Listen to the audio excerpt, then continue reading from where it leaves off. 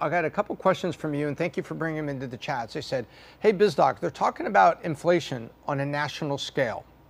And on a national scale, they say inflation's going down. I don't see prices going down.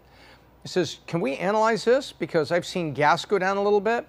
A guy that has a small trucking company said diesel's been down, so his operating costs are down a little bit. But he says everything else is still expensive.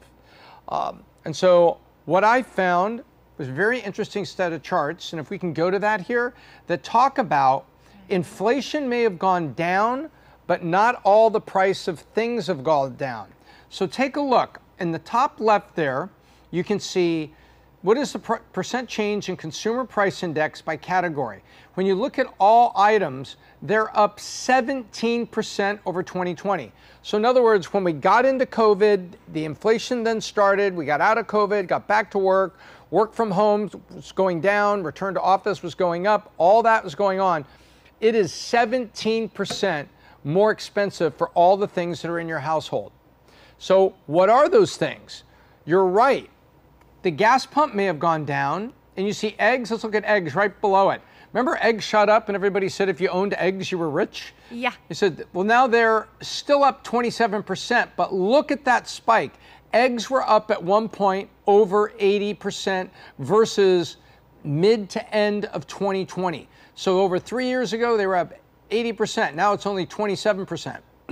Gasoline still up 24% since, as you can see, gasoline really went down during COVID.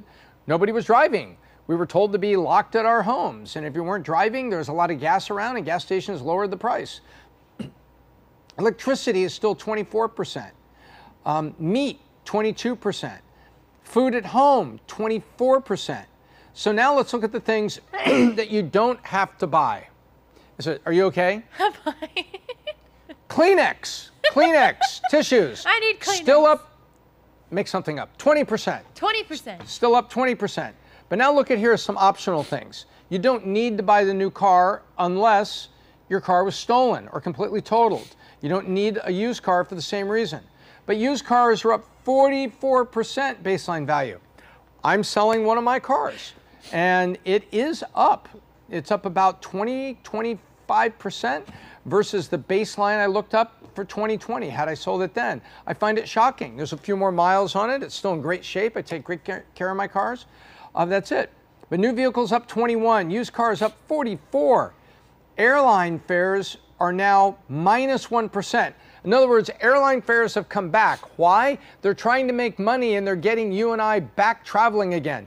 Hey, Disneyland's open again. It's expensive as hell, but if you can get there, enjoy the summer.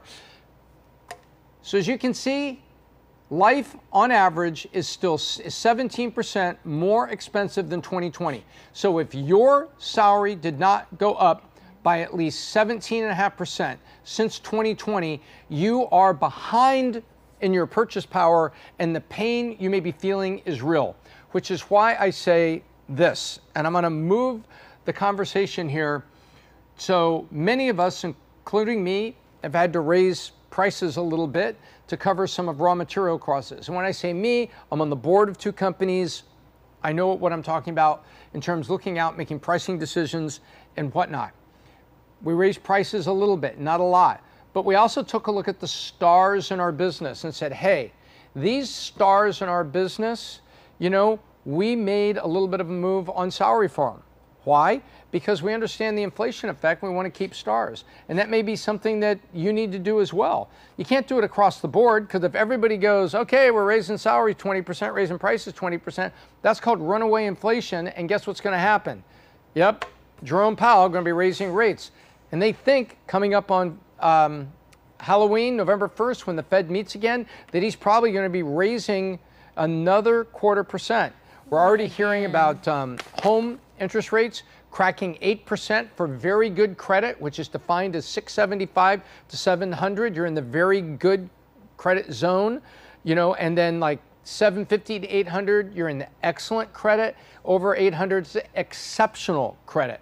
But a lot of people are sitting right there, 725, and they say, look, you've got very good, excellent credit. It's still 8%. 8% for a mortgage right now, which means it's half the dollars you could borrow versus 2020 when that mortgage would have been 4%, half the dollars, half.